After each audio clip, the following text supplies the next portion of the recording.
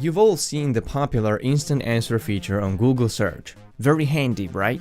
Yeah, Google copied that from DuckDuckGo. If you haven't met yet, this is DuckDuckGo, a search engine that doesn't track you. This has been the marketing strategy for DuckDuckGo ever since its inception in 2008. It has been effective enough at making Google feel so insecure, the search hegemon would even engage in anti-competitive trade blockade to make sure switching to DuckDuckGo is as difficult for the user as possible. What's the difference between DuckDuckGo and Google? What does it mean when a search engine is private? What can you gain from switching to DuckDuckGo? Well, let's take a look and make some comparisons. Search engines are your second gatekeepers to the internet right after internet service providers. That's especially true for Google, which enjoys 70 to 90% market share across the globe. If Google tweaks what and how results appear on the first page, they change how a lot of people think about certain topics. Google notoriously develops more and more of its own tools that it then puts in front of organic search results. Take an example from Google's automated response machine that tries to find a single answer to an increasingly wider scope of questions. For example, is Google spying on me? There's multiple things wrong with this approach. One is factual. If you know anything about Google's privacy invasion, you know this is a total fabrication. But to the uninitiated, it paints a delusion that there is no issue with privacy on Google because Google said they don't listen in to people's conversations. Google fabricates a statement and then argues against it. This question has never been the core position of privacy advocates. The charge against Google is the lack of transparency and clear consent. Average users don't understand how much Google knows about them and what they do with their data. Google artificially manufactures user consent through its vague and broad terms of service and complicated privacy settings. Even if people choose to opt out of privacy-invasive practices, Google proactively tracks them without their consent. Google collects your location, reads your emails, logs your browsing and search history, follows your purchasing records even in offline stores. That's called stalking, spying, tracking, snooping, snatching, and it's ignorant and psychotic. Should this be the answer instead? No, there shouldn't be any answer. Instant answers are good for questions that have one exact, real-world answer, like calculations, scientific and historical facts, or biographies. What's not that should be left to the organic search.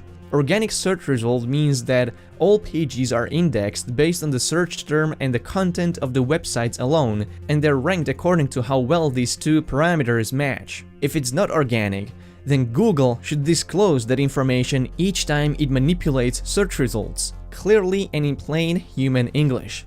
Google never tells you this.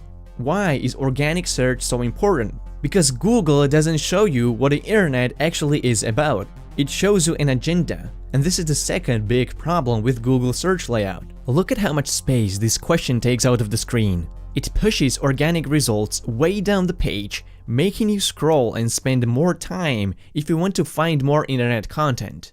If you compare that to DuckDuckGo, the privacy search engine places organic results in the center of your attention, and instant answer is on the side. As a consequence of this approach, Google doesn't include organic articles like this one from The Guardian that reports on the Chrome browser turning on microphones and recording audio without users' consent. Even if you decrease your screen real estate, DuckDuckGo rather takes the instant answer away than sacrifice the importance of organic search results. Meanwhile, Google sacrifices search neutrality to favor its own services.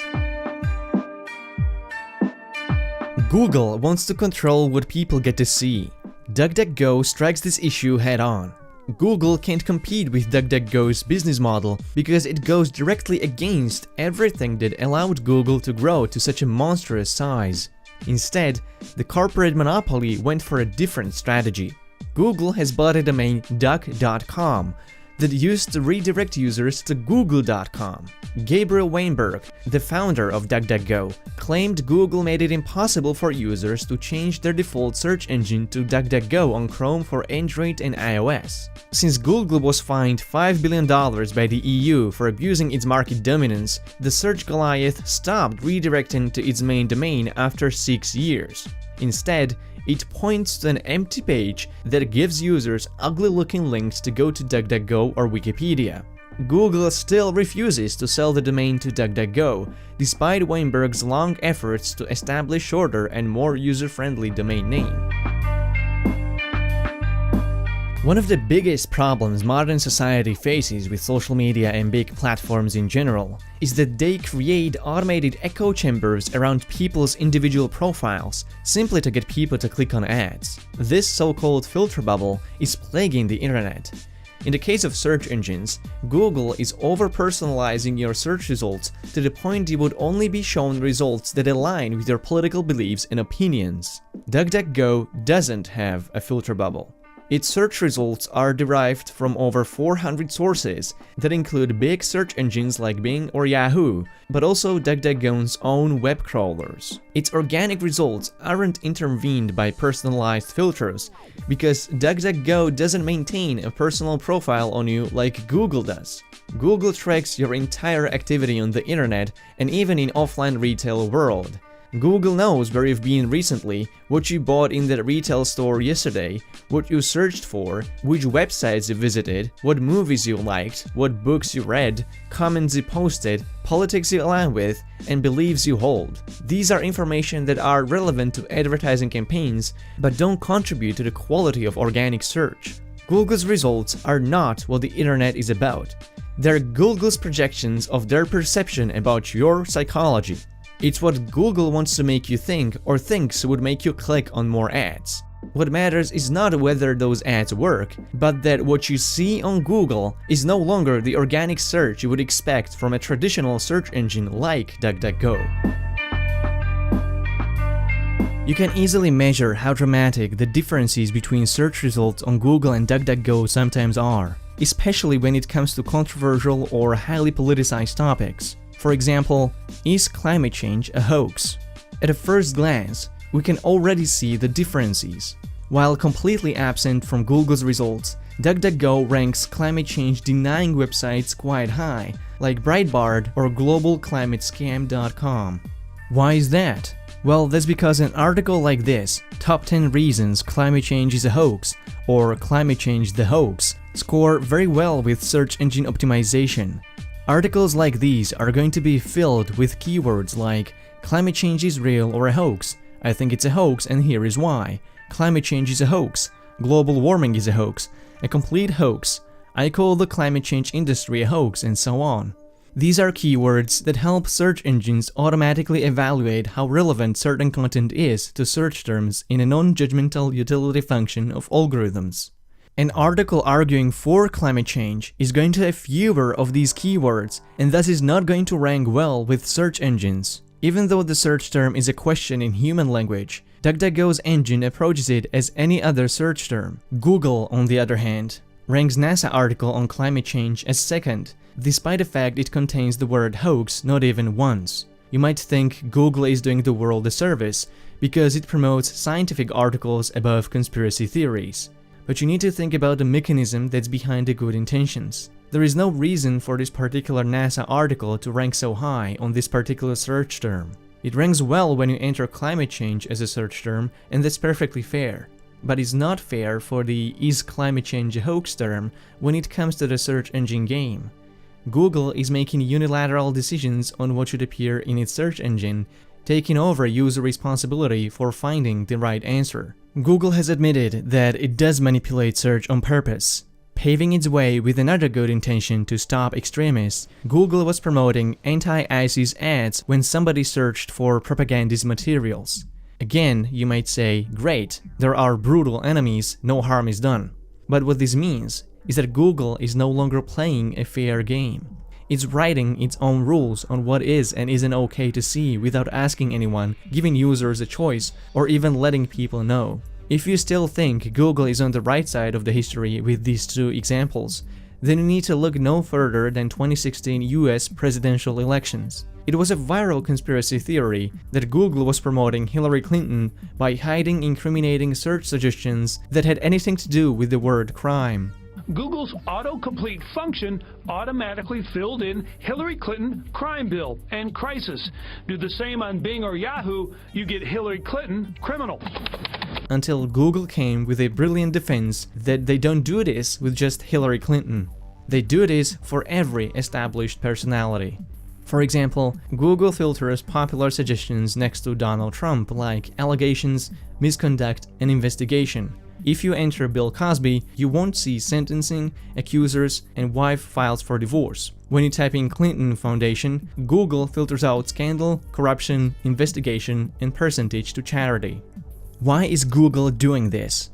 In an official statement, Google says its policy is to not show a predicted query that is offensive or disparaging when displayed in conjunction with the person's name. Not wanting to hurt anyone's feelings might be a noble cause, but it is also impeding the free flow of information. Google is an internet gatekeeper, which for many users means Google is their primary source of information. In crucial moments during election campaigns, search engine suggestions about an incriminating incident of a candidate appearing due to spike in search volume can inform voters about something that could affect their choice at a ballot.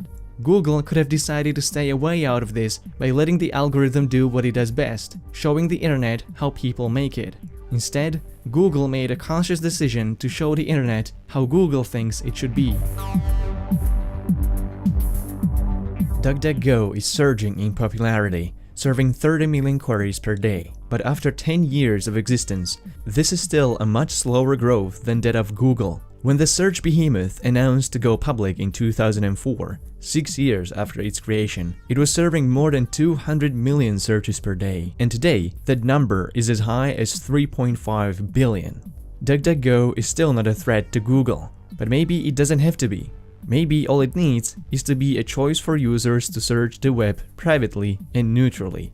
Google doesn't like competition, and it has a long history of anti-competitive practices. For example, Google promotes its own review services before way more popular options like Yelp or TripAdvisor. DuckDuckGo promotes Yelp reviews above other services, but it is not in the way of organic results. It's on the side, and on smaller resolutions, it disappears completely, leaving only organic results on the screen. When you search for a place, Google obviously promotes Google Maps, but DuckDuckGo gives you several options to choose from. Google wants to keep you in its own ecosystem, a walled garden, but the price you pay for Google holding your hand at all times is too high. It hurts small businesses, cripples consumer choice, results in censorship, and builds a massive surveillance state where nothing you do is private anymore. DuckDuckGo is serious about choice. You can customize your theme, turn advertisements off, tweak different services, and you can even use DuckDuckGo completely anonymously on Tor through their Onion link. Maybe the best way to let Google know we disapprove of their practices is to do it in the most American way possible. Start using their competition. If being able to privately search for results that aren't filtered and censored matters to you, then start using DuckDuckGo. My guess is YouTube algorithm is not going to like this video, so spreading this message is totally up to you now. Share it, engage in discussion below, and leave a like to let Google know the resistance is live and well. Thank you for watching.